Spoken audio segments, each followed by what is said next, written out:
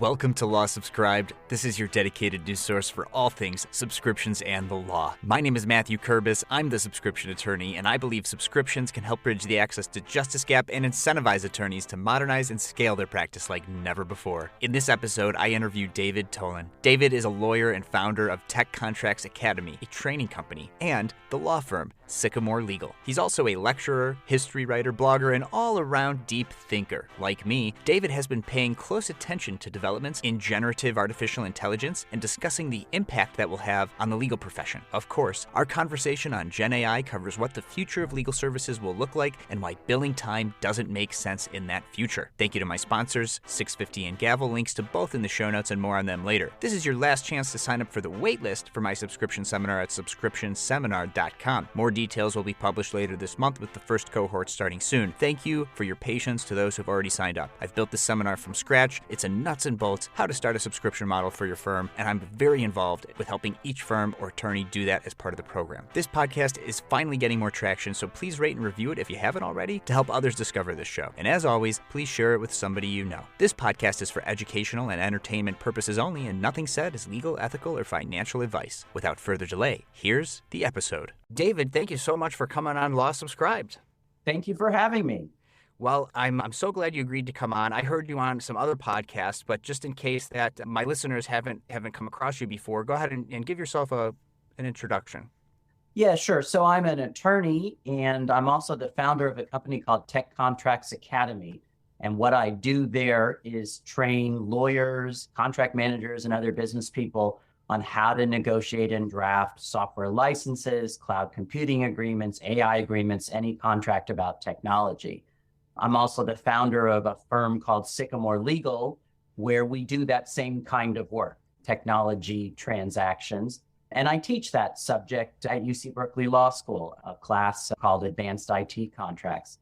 And then I do a sort of off-topic thing, but probably relevant to our conversation today. On the side, I write about history. I wrote a book called The Jericho River that uses fantasy to teach history for young people, and I write a blog called Pints of History, and that's led to a lot of thinking about issues surrounding artificial intelligence and other technology and what's happened with new tech in the past. Yeah, where we've been and where we're going. Yeah, I mean, history, I think, plays a really important role in our conversation today, so I am glad you brought that up. So you're doing a lot, and so like you're still practicing law with Sycamore. But I almost feel like you're halfway to recovering lawyer. Like you do enough of like other things that you still have maybe the balance in your life that those of us who just practice law, inevitably may burn out, especially if we're billing our time. Is that Yeah. a fair assessment?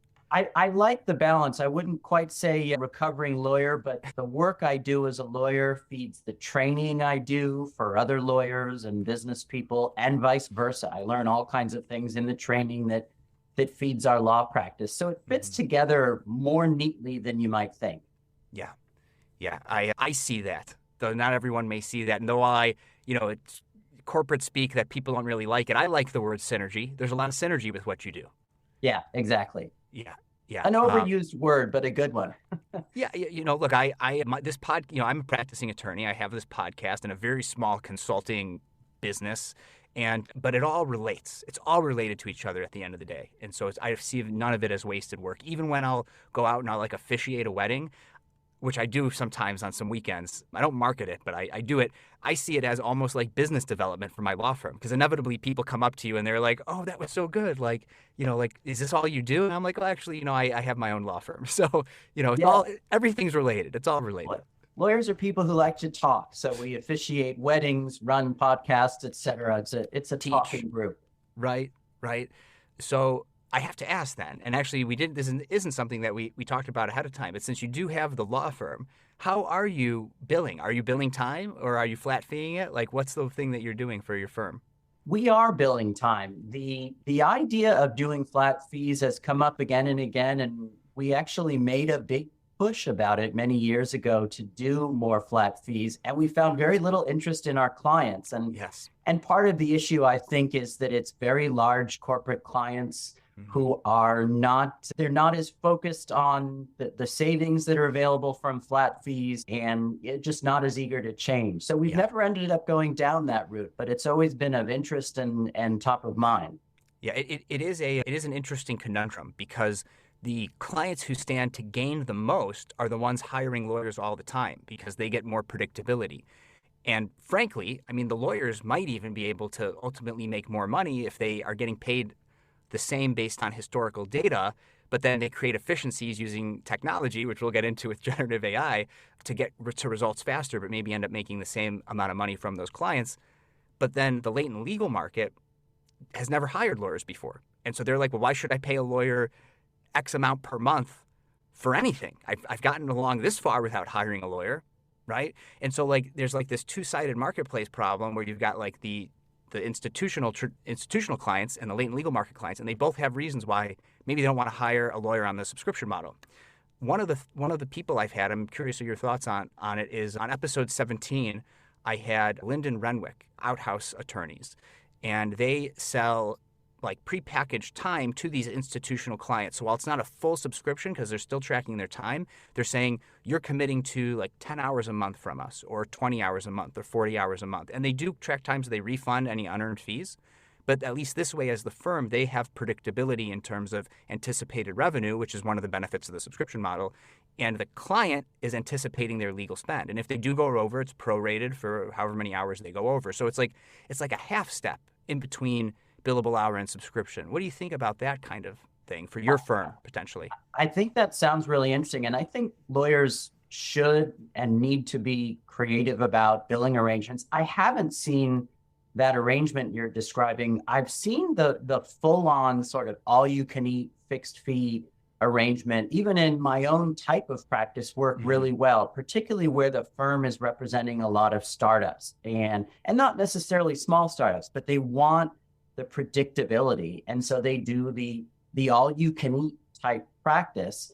And what I've heard is that, ironically, what the law firm ends up doing is doing less work than they expected per month and feeling the need to chase down the client and say, hey, you're not using this month's fees. There's more that we could do. You would think the client would just take advantage of it and they would, overload the law firm. But from what I've heard, that's not the case. It hasn't taken off with our particular client base, but I think it's going to be something we see more and more of. Yeah. And the reason I thought of Linden is exactly that reason, is he's serving those institutional clients. But that is a common issue by attorneys wanting to use the model as well.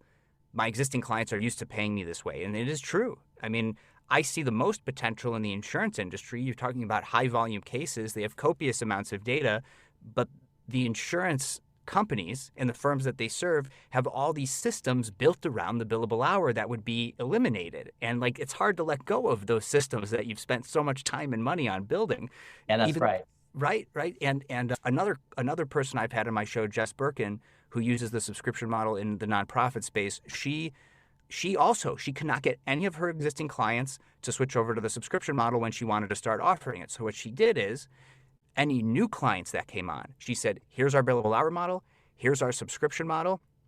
Which one do you want to pick to new clients? And the new clients, after a year of offering it, 100% of them picked the subscription model. So she just stopped offering the billable hour to new clients. And eventually, over time, over the years, the clients who were billing time stopped using her because it's harder to maintain a closer relationship with the client when they're worried that the clock starts ticking if they're going to call you, kind of a thing. So yeah, that's interesting. That was just her experience. So what do you think about that? Are you going to maybe start offering alternative fees to new clients, or you're doing all right and maybe you don't need to bring in new business at this point in time? Things are going relatively well now, so we're not feeling pressure to make changes. But what I think lawyers need to do is be very flexible and interesting clients that themselves have creative ways of doing things, should be accommodated. It's worth having the conversation. And it's interesting. It gets back to something that I talk about in my trainings, not about doing legal work, but about doing technology projects. A lot of time, in talking about how to set up fee arrangements for tech projects, one of the things we talk about is that if you have a very, what I call an outcome-driven structure, which often involves fixed fees, a structure where the vendor is tasked with an outcome and not a lot of attention is paid to the steps getting there. It gives the vendor this incentive to find new efficiencies and to do things in new ways. It's very much parallel to attorneys' work. The fixed fee or other creative structures can give you a great incentive to find new efficiencies. There's always something a little problematic about billable hours and about time and materials in technology and other areas, which is It's not an incentive, at least a financial incentive, to save time. So there's always a push and pull between these different goals for a structure for billing. Yeah, and so naturally, like being in the space that you're in for your legal work and what you teach other lawyers about, whether through Tech Contracts Academy or through being a professor, the nature of what you do, you're exposed to these technology companies and like seeing the way that they do business and how technology works, which makes you, just by just proximity, like a tech expert, right? So you're seeing these things happening and all this technology being used, which is one of the reasons why I really wanted to have you on the show. Now, generative AI is all the buzz right now. I don't expect it to go away. Metaverse was maybe a little bit more of a fad, but I mean, I see this generative AI stuff is sticking around. So like, what is this moment? Like, do you see that as like this is a particularly special moment in time with the legal profession and generative AI, or even if you want to extrapolate that further, like looking back on history for other big tech booms, the cloud, other things that happened with the law and technology? Yeah, so all of the signs that I see say yes. I'm always a little hesitant to project into the future. You never know what sort of black swan is coming around the bend that's going to change your projection. But all signs point to yes. And the idea, I think, is that I've talked about a fair amount is that generative AI and AI more broadly seems to be what economists call a general purpose technology. It's this group of technologies that tends to transform a whole economy. And it's characterized by being something that improves over time and leads to follow-on innovations and eventually spreads into most sectors, like the printing press, like in ancient times farming or the wheel, like information technology itself, or steam power. It looks like artificial intelligence is so useful and it has so many applications that it can have a similar impact. So that sort of provides a model for understanding where it's likely to go, both in the economy broadly and in our segment in providing legal services. So the question that keeps being asked, even outside of the legal profession, I was just listening to a podcast today for like a game developer podcast, and they've now like completely pivoted into AI and game development. And even though it has nothing to do with law, they started to have a conversation about how the way that generative AI is, it will eventually replace certain jobs. And they mentioned lawyers. And so, David, do you think, like anytime soon anyway, that generative AI or AI in general will replace lawyers? I don't think anytime soon. But I do think that's a conversation worth having, both the potential to replace lawyers and the potential to contribute to the end of the lawyer's monopoly. I think that's another thing to look at. I think that, in the short run, so a lot of people are talking about AI replacing lawyers, and there's a lot of articles, there's a lot of analyses that say that legal services is one of the professions most exposed to sort of competition from artificial intelligence. I think there's something to that. I talk to a lot of AI companies and represent AI companies, and what I see on the legal side in the current environment and likely future is tools that can greatly enhance what the attorney does and allows the attorney to work more efficiently, faster, serve more clients, maybe at lower prices. I do think that's the likely path for several years. But it's worth asking in the long run, if these tools are so useful and it makes it much easier to do a good job analyzing a legal question, drafting a contract, et cetera. Does it get to the point where non-attorneys can do that much more easily? And so they need attorneys for fewer tasks.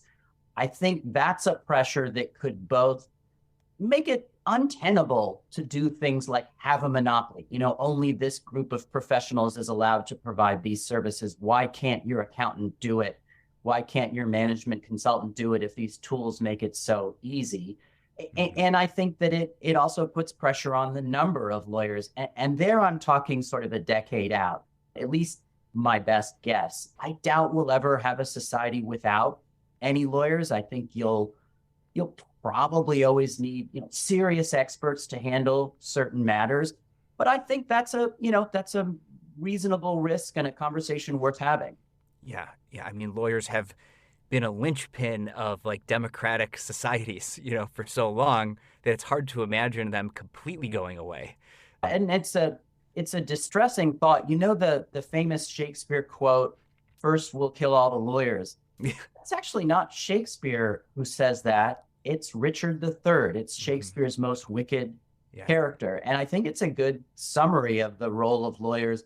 Richard III, and through him, Shakespeare recognizes that if you want an oppressive regime, you got to get rid of the lawyers. The lawyers are one of the main bulwarks against an oppressive regime. And so Richard III, planning an oppressive regime in Shakespeare's play, knows he's got to start by getting rid of them. I hope we won't have a society where we get rid of them, but I think we're likely to see the profession change. Yeah. It reminds me back to my early days as a litigator, which I don't do anymore. But sitting in court, it was like my first couple of years of practice, just sitting in court and seeing mostly lawyers dressed in professional attire, everyone acting very civil. And I had seen some of these like sovereign citizen type people like cause a stir in court in the past. But in this moment, everything was very civil. I was a civil litigator. And it dawned on me just such an important role that it plays, because we are there handling things in court in front of a judge in a civil manner, that people are not out taking their pound of flesh, right? And so like it really That's hit right. me. And it was hard to think about that like, intellectually, but before being there in the moment. So lawyers do play a very important role in that regard. But yeah, it's the linchpin of a safe society where there is a mechanism to solve disputes, to fight without literally fighting. Right. Like how sports have replaced the Coliseum. Yeah, it's a good way to put it. Yeah. So, but I think like what a lawyer is will be different. Now, what a lawyer has been in the United States has changed over the years. It looks very similar, even if you go back 100 years, but it has changed, and I feel like it's going to change some more. Like my thought process has led me down to like, will the future of a lawyer be legal prompt engineer? Because the more, even like listening to this like game developer AI podcast, like the more you know about code or game development, the better you can use a tool like AI to create a game. Well, in the same way, if I have all of this legal knowledge and I actually understand the jargon that legal AI, like LLMs that have been trained on legal data, like are using and used to and trained on, well, I could be a better prompt engineer than anyone else as a lawyer. Like, what do you think about something like that? Yeah, I think there's something to that, and I think there's precedent. We've gone down that road already. It's like you, I started out as a litigator and eventually left it to do transactional law. But one of the things that I did as a litigator was I became a legal prompt engineer within LexisNexis. So I had to be good at extracting from the computer system the case law that I wanted, and that ability was really important to an attorney's success. I think we're likely to go the same way. We've seen that systems like ChatGPT, which isn't a particularly useful system for lawyers, and the GPT powered systems that are more appropriate for lawyers also take some wizardry in getting the right answer out. And I think prompt engineers are likely to appear across the economy. I'm actually doing lately a fair amount of prompt engineering. I've produced a series of articles on doing contracts related to artificial intelligence, and I wanted to illustrate them with AI generated images. Mm-hmm. And so I'm going into, it's actually Night Cafe, again and again and again. I put in the prompt and I don't get what I want. And it's slowly training me to be a prompt engineer to create the image I want. I think we're going to do the same thing across many other fields. Yes, that's interesting. Who's training who? Or we're Yeah. training each other. The AI is training us. We're training the AI.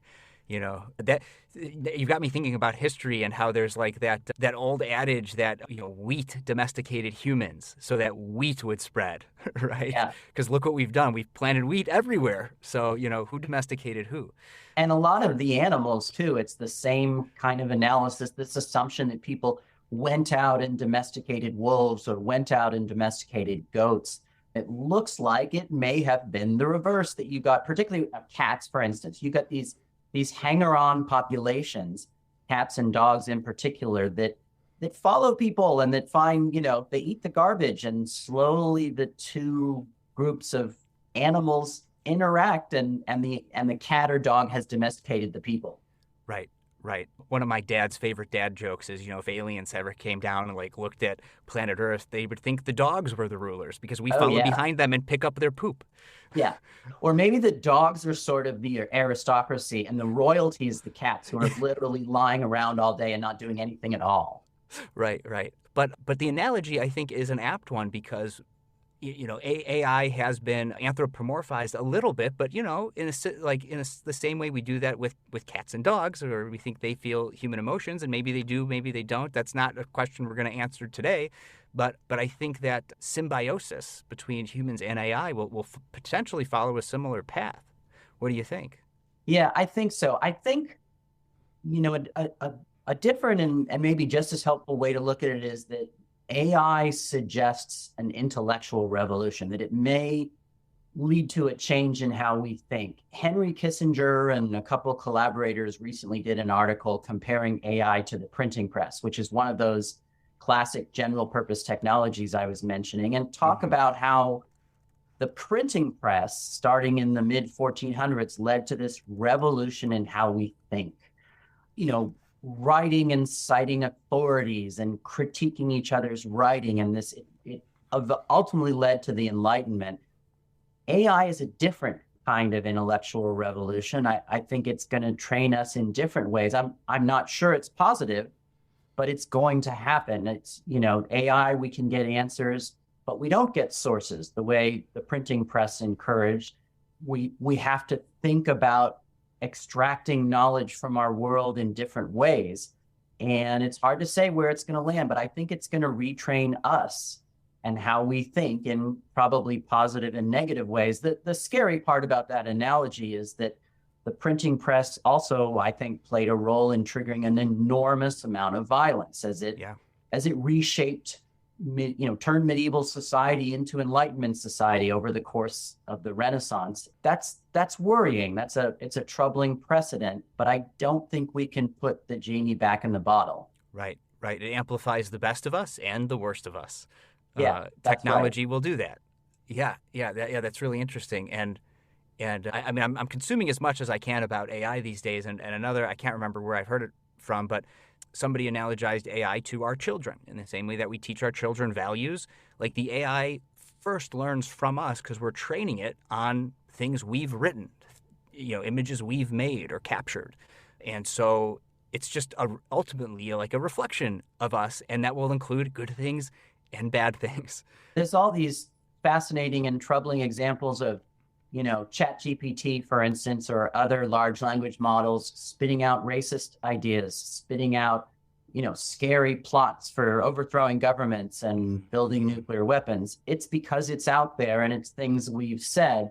I think the more reassuring side of that is most people, I think, are good and want to do good. And most of what they write online, which trains machine learning, very large machine learning systems like large language models, most of it's good stuff. Most of it's reflecting values, positive values, not all the same values, but there's some hope that we're training the AI at the moment, not to really think, in my view, but to reproduce and repackage a lot of good values, as well as, unfortunately, some troubling stuff. Yeah. And so, bring the conversation sort of back towards law and generative AI and its uses for law. You mentioned how ChatGPT isn't really like a great tool to use for legal things for being a lawyer. That said, you could, if you're paying for GPT-4, you could take a brief or a memo that you drafted from scratch based on your research, plug it into GPT-4 and say, change all passive voice to active voice. And it would do an incredible job at something like that. So, it still could help with the legal work output, but not necessarily the initial output like it could with drafting a letter or something like that, right? Is that a fair assessment? It is. And I think you put your finger on the task that these large language models may be absolutely best at. So you take something that you've written and you're the one who's verified the facts, and you ask the large language model to improve the writing. It's really good at that. Mm-hmm. I wouldn't just let it improve your writing and then file it with the court. You want to run a red line and check really carefully what it's done, but making your language more active in ways you might not have thought of, making your thought clearer, fixing your grammar, it's really good at that stuff. Unfortunately, it's not so good at some other tasks we need to do, but that may change. When I went solo, I pivoted from mostly litigation to a transactional-only practice. I did not have a database of documents to automate. That's why a business and employment legal document database and automation tool like 650 is super useful. I can rely on the quality of the documents in 650's database since they're putting excellent legal minds to work curating and updating their documents and automations over time. When you're not billing by the hour, outsourcing and efficiency matters, and 650 can help you scale your practice to get high-quality documents drafted in less time. Use the code LAWSubscribed at 650.com and when being onboarded to get 10% off. If you're not a business and employment attorney, or you have your own documents that you'd prefer to use, then my next sponsor, Gavel, is the automation tool for you. Gavel allows you to build shareable, client-facing workflow and document automations. In other words, Gavel helps you create a legal practice where attorneys can monetize the value they bring clients in productized form at scale via subscriptions and flat fees. Use the code LAWSubscribed at gavel.io to get 10% off an annual subscription. There's no one right way to automate and scale your practice, but with one or both of my sponsors, 650 and Gavel, you can take your subscription law firm to the next level. Links to both in the show notes. Now back to the show. Right.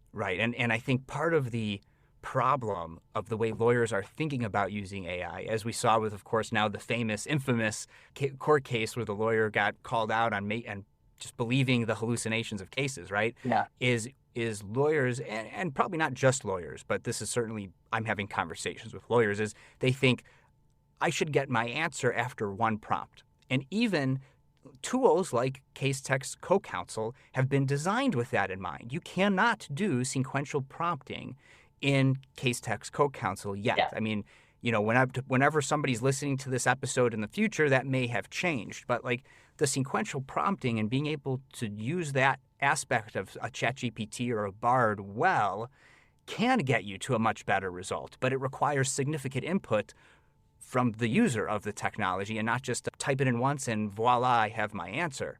So I look forward to seeing that being implemented for the LLMs trained on legal data, because I think that could then revolutionize the way law is at least practiced. What do you think? Yeah, that's right. And I think it's important for people to understand about these tools. So you mentioned Co-Counsel, and there's also Harvey, another tool. What a lot of tools do is they take a system like GPT, the engine behind ChatGPT, and they legalize it. So they train it. So the GPT is trained on the whole internet, which is awesome. It's machine learning, deep learning. It's incredible to be able to do that, but it lacks a lot of the knowledge that we need, a lot of the data that we need. And so what these companies are doing is they're taking that GPT that's trained on the whole internet that you can use in relatively raw form with ChatGPT, and they're adding training and programming on top of it that makes it appropriate for legal work. And so you get likely a much better result addressing legal questions with the technology than you would if you just used it raw or went to ChatGPT. that case you mentioned, the lawyer in New York who relied on ChatGPT, my assumption is that would not happen with co-counsel or Harvey. I've tried co-counsel. I don't want to swear to that. I don't want to mislead people because I'm a little unsure about what generates the hallucinations. But the real thing to understand that guy did wrong, and this is not from any personal knowledge. I have no more knowledge than anybody else. I just read the case. But what it sounds like he did wrong is two things. One is assume that the large language model is telling the truth. He even tested it from what I've heard. He said, "Are these cases real?" And ChatGPT said yes and gave him made up cases. It just, the step of doing independent testing isn't that hard. You go back to Lexis or Westlaw or whatever and you check. The other really intellectual mistake is I think very important for people to understand. What he did, it seems from the coverage, was assume that ChatGPT was Mr. Data from Star Trek. In other words, he assumed that the technology had taken a step that it hasn't. And I think we need to recognize that it hasn't. ChatGPT and other large language models, what they really do is they predict the next word in a sequence out to very long sequences and high levels of complexity. That's different from thinking and analyzing. He assumed this thing could write a brief and think and analyze and make smart decisions. And I think we got to recognize that these large language models aren't really thinking. They're not addressing concepts. They're addressing language. It sounds a lot like concepts, and we rely on language. And so we're easily confused to think that production of language involves thought behind it. Right. But there's not really thought there. And that was the sort of key intellectual mistake that we all have to watch out for. We're not talking to Mr. Data. We don't have a truly thinking, conscious machine that's dealing with concepts. We're dealing with language with these large language models. And that's it, right? So the term there is artificial general intelligence is maybe what he thought he was dealing with, but he's not. And I mean, it is foreseeable that if you had unlimited compute and all the data in the world that's ever been created, you could get AGI. I mean, we're not there yet, but like that future is assuming, nuclear apocalypse doesn't happen or a meteor doesn't strike the earth. That's probably going to happen at some point, but we're not there yet. Yeah, I think I'll give you my speculation on it, although it's very dangerous for a mere attorney to speculate on this sort of advanced information technology. But my sense is that it's not just a question of the large language models continuing to improve to get to that AGI level, to get to Mr. Data that really thinks and talks. Another technology needs to intrude. We need to give the machine the ability to recognize concepts and to manage them, not just language. And I don't know if that's a question of improvement of the large language model. To me, that's the insertion of another technology. For a long time, AI research went into using humans to laboriously train the AI on one concept after another. Problem is we've got, a trillion concepts we've got to do. It's an infinite task. The machine learning where you train on all kinds of data, but you don't have a human explaining the concept to the system works faster. But I wonder if to get a truly thinking machine, we still need to get a system that can play with concepts and that does something closer to thinking. And does that require that laborious effort, or will someone come up with a clever way to do it that's not so laborious? Right. It's a good question. And I don't know.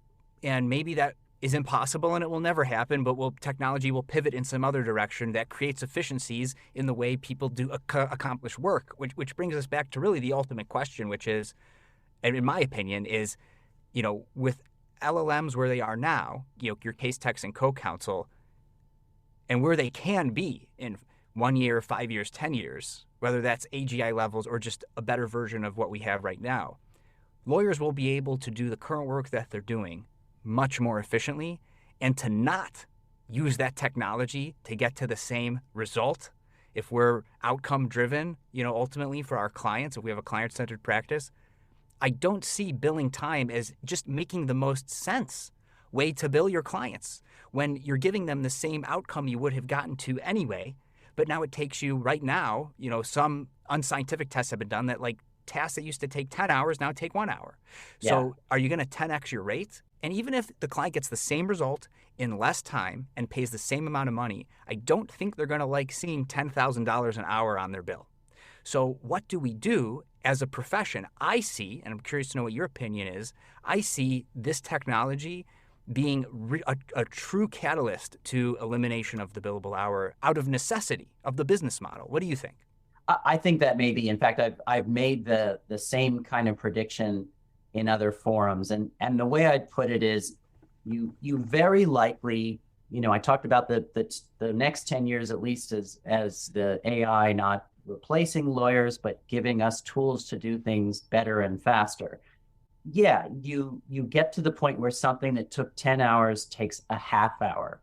And so, you could say, well, I'm going to continue with hourly billing and just this way I can do more work and I can serve, one way to look is I can serve more clients and I don't have to, it doesn't cost as much for me at the same rate to do a job. And so I can serve people lower down on the economic scale. But you get to a point where the billable hour doesn't make that much sense, because if you're able to do just really good work at high speed, and it's no longer the amount of time you take is no longer a very good indication of the quality of what you produce. It's your ability to manage the AI and your legal judgment, something the AI doesn't have. That's where the value is. And you're doing the task really fast. I think there's a good chance we get to a very long list of legal tasks where it makes sense to do value billing. And it's not like it's some, bizarre and unusual thing. Corporate lawyers, for instance, a lot of them have a fixed amount they're going to charge you for incorporating your company because they know what it involves. I think what you likely get is more and more tasks that right now seem very unpredictable become much more predictable. And I do think that creates pressure to get off the billable hour and charge for the task. Whether lawyers get more or less expensive, to me, it's ultimately a supply and demand question. You may start out by charging an enormous amount for that task, maybe somewhere between what you would have charged for the 10 hours and what you would have charged for the half hour. And maybe you're making more.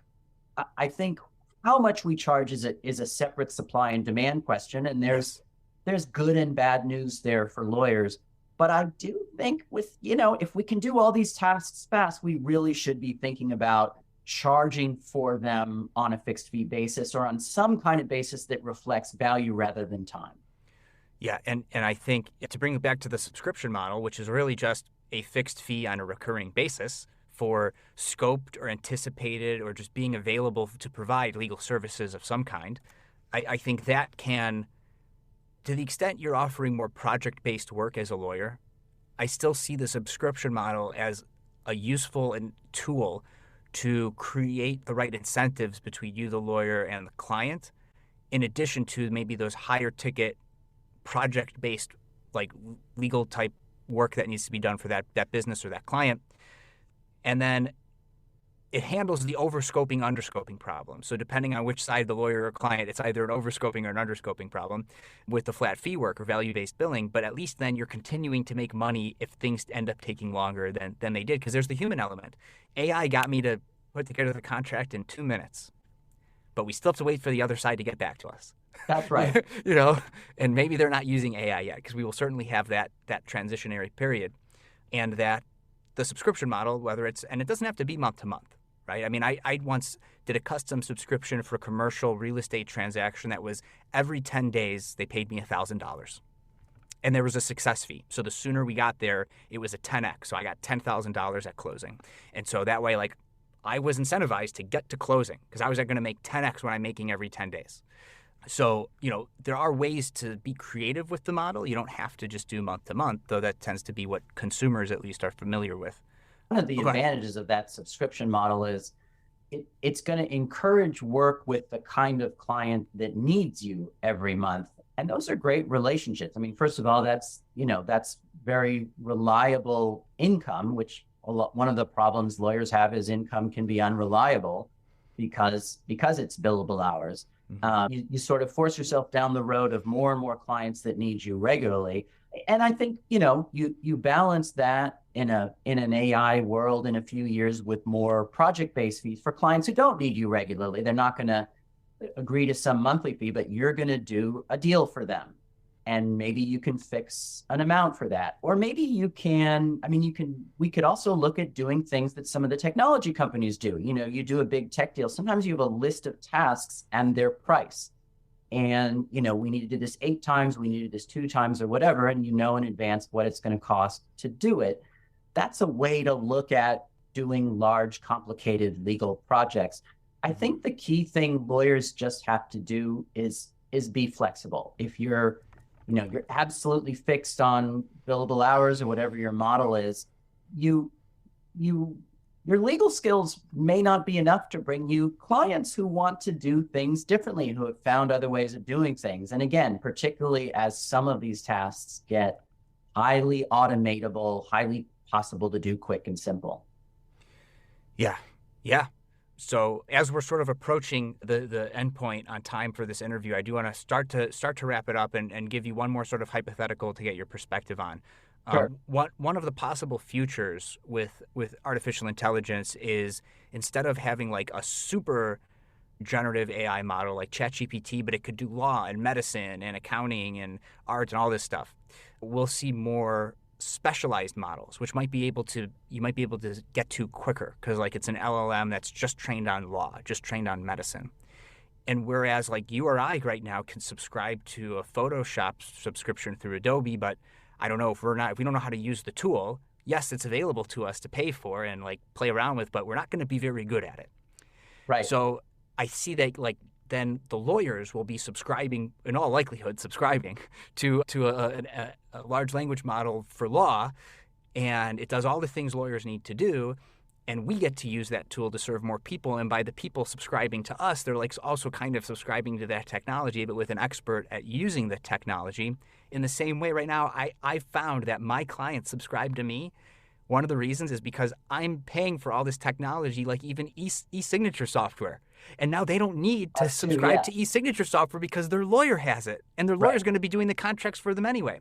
And so what do you think about like that potential future, and maybe, in your crystal ball, how far off is a future like that?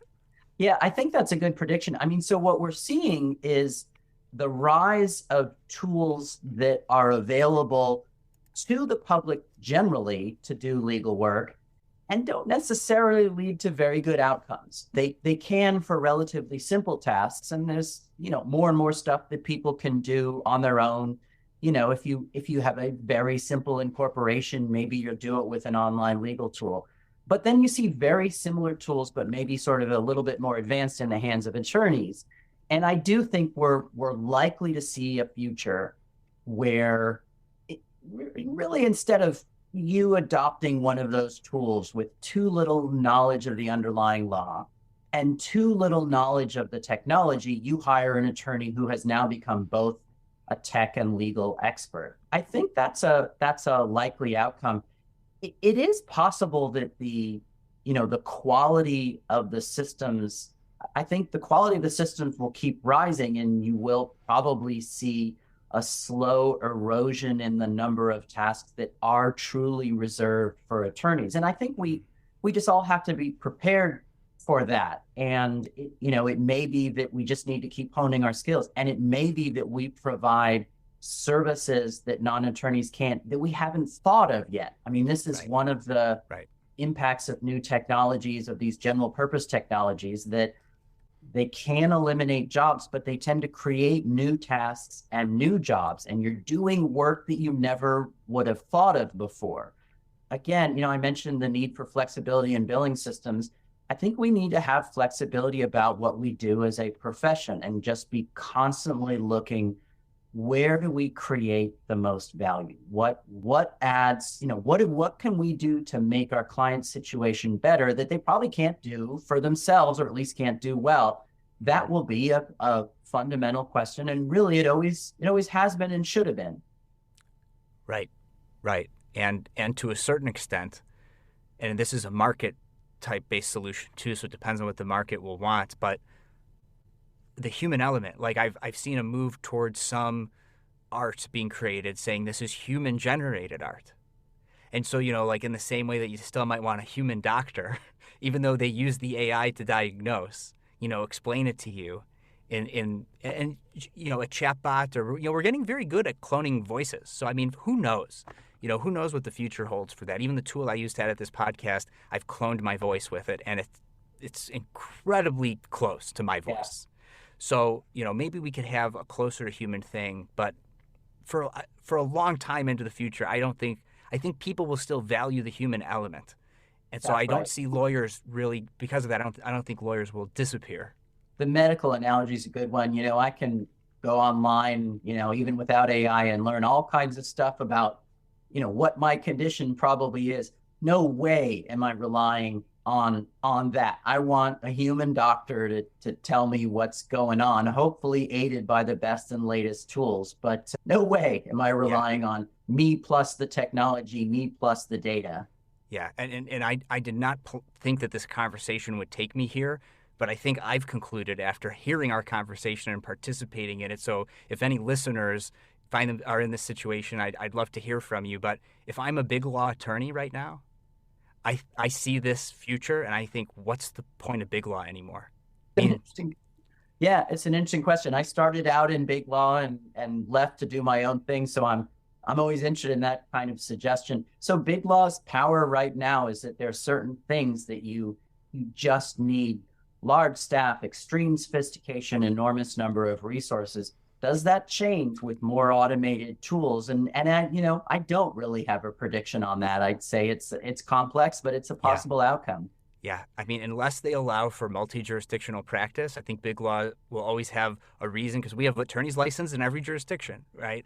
And so that's still something the latent legal market doesn't understand. Like, I get people reaching out to me from every state in the US and in other countries because they find a super affordable subscription attorney online.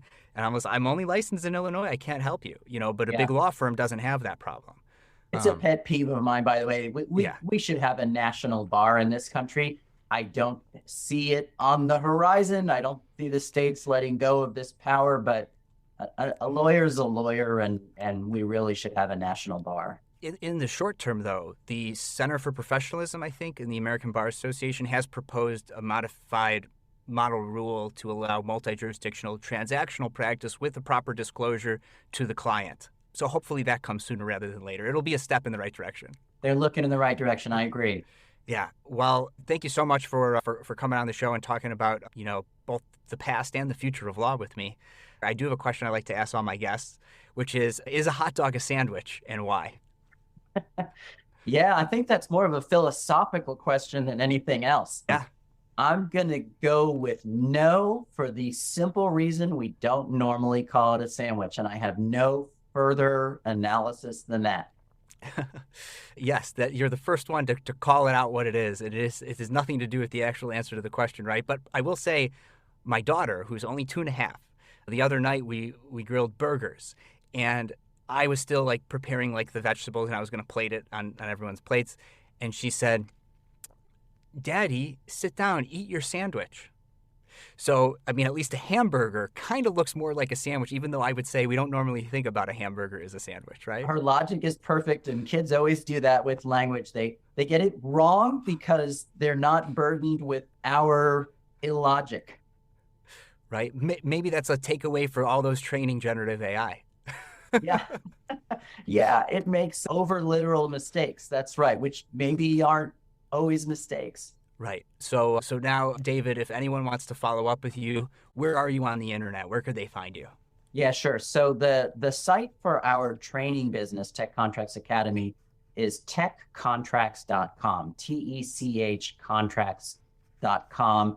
And there's information about our trainings. We do both in-house trainings where we, come and train the legal or contract managers in a company, and public trainings, webinars, and this very broad masterclass we do on how to do technology contracts. And the site also has all kinds of other resources. It has free contract forms. It has all the sample language from my book, the Tech Contracts Handbook, articles. So it's got all kinds of resources. And then the site for our law firm, Sycamore Legal, is just sycamorelegal.com. And there we do transactions, and I also do expert witness work. So all of that stuff is at Sycamore Legal. Mm-hmm. And LinkedIn is the best social media platform to find you if people LinkedIn, wanna...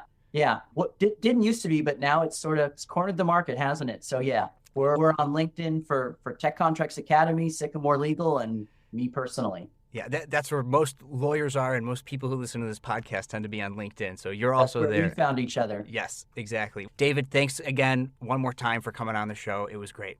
Thank you for having me. It was my pleasure. Thanks again to 650 and Gavel for sponsoring this show. The best way for others to discover this show is for you to share it with someone you think would find a value from it.